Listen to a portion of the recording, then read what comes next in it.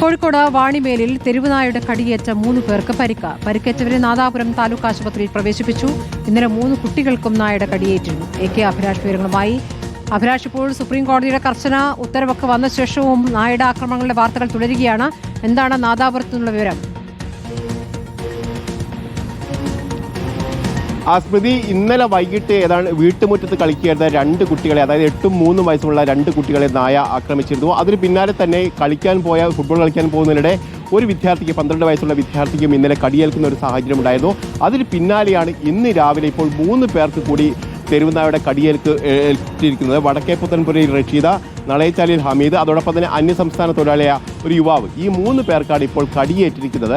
അതായത് സുപ്രീം കോടതിയുടെ ഉത്തരവുണ്ടായിട്ട് പോലും അവിടെ ഏതെങ്കിലും തരത്തിലുള്ള നടപടികൾ ഈ ഗ്രാമപഞ്ചായത്തിന്റെ ഭാഗത്ത് ഉണ്ടാവുന്നില്ല എന്നുള്ള ആരോപണം ഉണ്ടായിട്ടുണ്ട്. ഏതായാലും പരിക്കേറ്റ 6 പേരെയും താലൂക്ക് ആശുപത്രിയിൽ പ്രവേശിപ്പിച്ചിട്ടുണ്ട്. കാര്യമായ പരിക്കേറ്റിട്ടുണ്ട് നായയുടെ കടിയിൽ.